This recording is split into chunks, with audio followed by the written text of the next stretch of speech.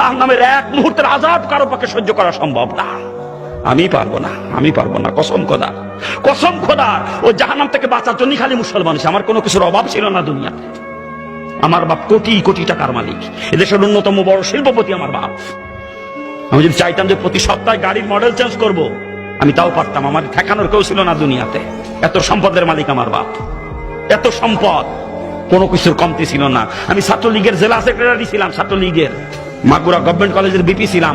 বর্তমান প্রধানমন্ত্রীর এক সময়কার ডান হাত ছিলাম বলতে গেলে আমি। যে শেখর, মাগুরা শেখর, মাসাব মুক্তারের ছেলে, প্রধানমন্ত্রীর এপিএস, শোনেন নাম, শোনেন না? আমি যখন জেলা ছাত্রলীগের সেক্রেটারি, শেখর ছিল সাংগঠনিক সম্পাদক। আজকে শেখর ওই পর্যায়ে গেছে, তাহলে আমি কোন জায়গায় যেতাম? কোনো কিছুর অভাব ছিল না আমার বাজান দুনিয়াতে, কোনো কিছুর অভাব ছিল না। কত দাপটওয়ালা মানুষ ছিলাম, কত দাপট ছিল, কিন্তু আল্লাহ পাক হেদায়েত দেবে, তাই এটা আল্লাহর মনসা। হেদায়েত কসম খোদার, আল্লাহর হাতে হেদায়েত, কসম খোদার। যদি অন্য কারো হাতে হেদায়েত থাকতো, যত বড় বুজুর্গ হোক না কেন, আমার মতো বদমাইশের কাছে জীবনে হেদায়েতের বাণী নিয়ে যাইতো না কেউ। এত বড় কাট্টা বদমাইশ ছিলাম আমি, জানেন আপনারা? পিস্তল দুই পকেটে নিয়ে ঘুরতাম সবসময় আমি। 8 জন 10 জন বডিগার্ড থাকতো আমার সাথে, 8-10 জন বডিগার্ড। মানুষ যদি খালি শুনেছে রানা মাস্তান আসতেছে, শোনেন নাই নামটা? শোনেন নাই? ডাক নাম ছিল রানা, মানুষ রানা মাস্তান পেয়ে চিনতো। যদি খালি শুনিতে রানা মাস্তান আসতেছে, কিরা কোন দিক সরে দাঁড়াবে, রাস্তা ছেড়ে দিশে পাইতো না। এমনি রাস্তা পরিষ্কার হয়ে যেত, এমনি। এত বড় দাপট নিয়ে চলতাম, এত দাপট নিয়ে। যত বড় আলেম হোক, যত বড় পীর সাহেব হোক, আমার মতো বদমাইশের কাছে কেউ হেদায়েতের বাণী নিয়ে যাইতো না। আমি জীবনেও হেদায়েত পাইতাম না যদি আল্লাহর হাতে হেদায়েত না থাকতো। আল্লাহ কুদরতি হাতে আমার মতো কাট্টা বদমাইশকে আল্লাহ পাক জাহান্নাম থেকে বাঁচাইছে।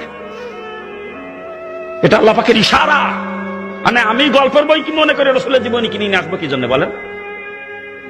রসুলের জীবনী পড়তে যাবো কোন দুঃখে আমি, হিন্দুর বাচ্চা হয়ে?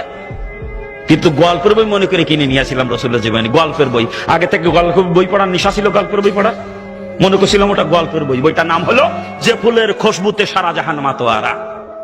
মনে করছিলাম আশ্চর্য কোন ফুল নিয়ে হয়তো বইটা লেখা। কেমন সেই ফুল কোথায় পাওয়া যায় জানার জন্য কিনে নিয়ে আসছিলাম। কিনে এনে পড়ে দেখি আমিও সেই ফুলের জন্য পাগল হয়ে গেলাম। রসুলকে ফুলের সঙ্গে তুলনা করে, রসুলের আকলাককে ফুলের সুঘ্রাণের সঙ্গে তুলনা করে বইয়ের নাম দিয়েছে যেই ফুলের খুশবুতে সারা জাহান মাতোয়ারা। ওটাই আমার পড়া সর্বপ্রথম ধর্মীয় বই, রসুলের জীবনী। আর এত মজা লাগে, পরপর 4 বার পড়ি বইটা।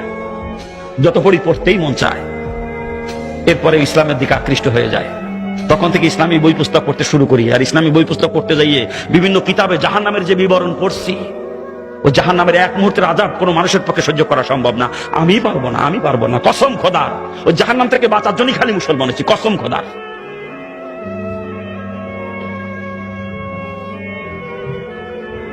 জাহান্নামের বিবরণ বিভিন্ন কিতাবে পড়তে পড়তে জাহান্নামের ভয় এত পরিমাণে অন্তরে জমা হয়েছিল, তখন জাহান্নাম থেকে বাঁচার জন্য পাগলের মতো হয়েছিলাম। কেমনে বাঁচবো আমি ওই জাহান্নাম থেকে? ও আমার পক্ষে সহ্য করা সম্ভব না, আমি কেমনে বাঁচবো? তখন কিসের মা, কিসের বাপ, কিসের আত্মীয় স্বজন, কিসের অর্থ সম্পদ, কিসের নেতৃত্ব কর্তৃত্ব, কোনো কিছু আমাকে ধরে রাখতে পারে না। সবকিছু লাথি মারে বের হয়ে চলে আসছে জাহান্নাম থেকে বাঁচার জন্য। শুধুমাত্র জাহান্নাম থেকে বাঁচার জন্য মুসলমান, কসম খোদার। ওই জাহান্নামের এক মুহূর্তের আযাব আমি সহ্য করতে পারবো না। পাও দুইখান ধরে কষি, পাও দুইখান ধরে দুনিয়া ছাড়াই লাগবে। কি দুনিয়া থাকতে পারবেন? কেউ থাকতে পারবেন? কিছু নিয়ে যাইতে পারবেন সাথে করে? ছাড়াই লাগবে, বাধ্যতামূলক। অতএব সময় থাকতে দুনিয়া ছাড়েন।